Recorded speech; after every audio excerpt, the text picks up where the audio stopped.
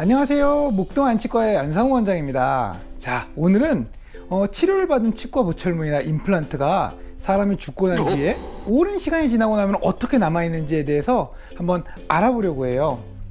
사람은 언제나 죽게 되죠. 죽음을 생각하는 것은 두렵지만 그렇다고 죽음을 피할 필요도 없다고 생각합니다.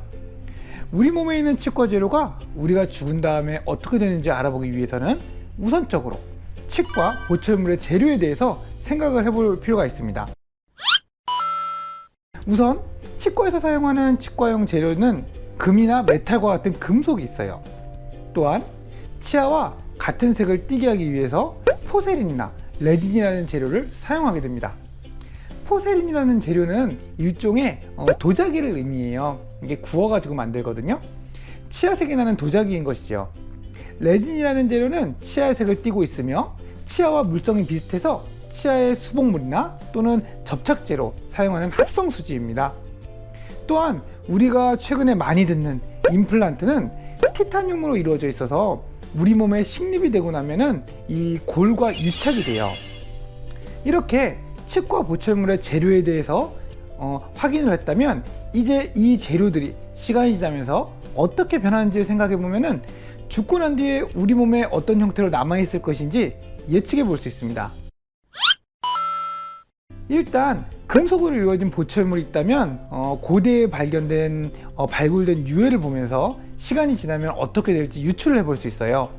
자, 고대 이집트에서도 치과 치료가 있었다고 합니다. 사진은 고대 이집트에서 손실된 하악의 전치를 수복하기 위해서 금속으로 주변 치아를 엮은 사진이에요. 현대의 브릿지와 같은 치료인데 여기에 들어간 재료가 바로 금속입니다. 우리의 치아에 있는 크라운, 골드 크라운이나 골드 인레이 또는 PFM과 같이 금속으로 이루어진 재료들은 우리 몸이 백골이 되고 난 다음에도 우리 치아에 결합되어 있을 가능성이 굉장히 높아요. 치과 보철물은 금속이지만 치과 보철물을 부착하고 있는 치과용 시멘트의 경우에는 오랜 기간의 온도 변화 등에 의해서 부식될 수가 있습니다. 이런 경우에는 치아에 붙어있지 않고 치아에서 탈락된 상태로 발견될 수 있겠네요. 자, 다음 재료는 치과에서 치아색을 띠게 만드는 포세린이라는 재료는 어떨까요? 아까 말씀드렸다시피 이 재료는 도자기의 재료와 거의 비슷합니다. 도자기를 이렇게 구워서 만들듯이요. 자, 이 사진은 1800년에 그 도자기가 발굴되는 모습이에요. 200년이 넘은 현대에서도 모양을 유지하고 있는 것을 알 수 있습니다. 더 오래된 도자기를 한번 볼까요? 이 사진은 우리가 모두 알고 있는 빗살무늬 톡이에요. 약 5000년 전이라고 추정을 하고 있습니다.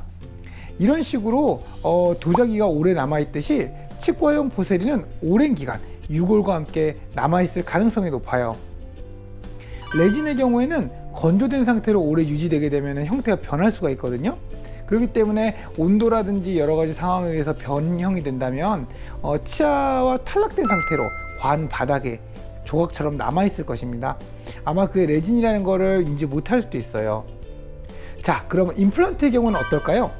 임플란트는 1952년 스웨드 룬트 대학의 정형외과 의사인 브레네막이라는 정형외과 의사분이 토끼뼈의 치유 과정을 연구하다가 우연히 이 티타늄이 골과 붙게 되는 골융합이라는 현상을 발견한 데서 알려졌습니다. 많은 실험과 시행착오를 거듭하던 브레네막은 드디어 1965년에 지금과 비슷한 형태의 임플란트를 활용해서 첫 시술에 성공했어요.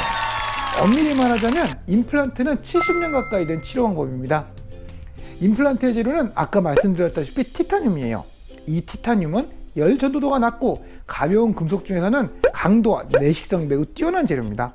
주로 항공기나 우주선 등에 사용이 돼요. 이 티타늄에 표면체를 해서 우리 뼈에 식립을 하게 되면 시간이 지나면서 골과 유착을 하게 됩니다.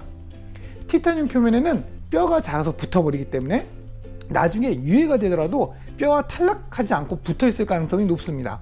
바로 이런 형태로 말이죠. 아마 주변에 연조직이나 출혈은 없는 상태일 것으로 생각해 볼 수가 있어요. 치아에 대한 치료는 사람마다 지문처럼 같은 사람이 없습니다. 우리가 치과에서 촬영하는 파노라마 사진 있잖아요. 파노라마 사진만 봐도 치과의사는 자기가 치료한 사람인지 아닌지 구분할 수 있어요. 저도 환자를 많이 보고 있어서 환자분만을 보고서는 어떤 치료를 했는지 알지 못하는 경우가 많은데요.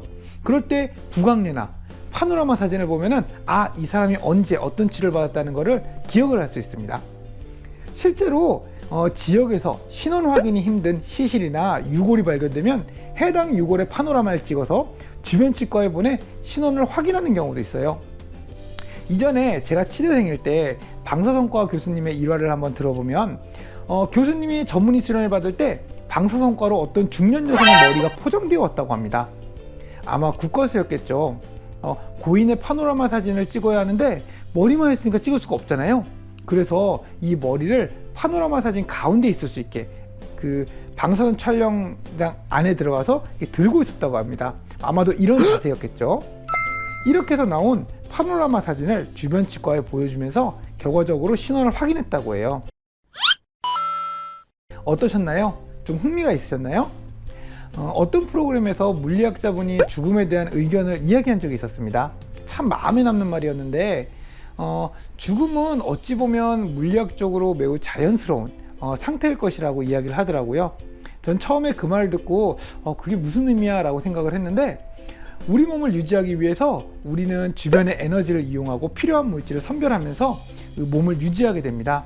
결과적으로 외부 환경에 역행하면서 유지를 하고 있는 거죠. 그런 의미에서 살아있다는 것이 자연적으로 봤을 때는 어찌 보면 매우 부자연스러운 형태일 수도 있어요.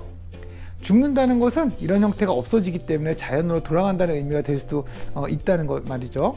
말을 듣고는 처음에는 좀 이상하다 생각했지만 듣고 나니까 또 틀린 말은 아닌 것 같아요. 그런 말을 듣고 나니까 죽음은 피할 수 없지만 그 순간이 오기 전에 후회 없이 살아야 되겠다고 생각했습니다.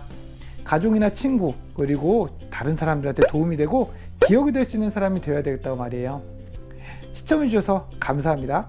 영상에 흥미가 있으셨다면 구독 부탁드려요.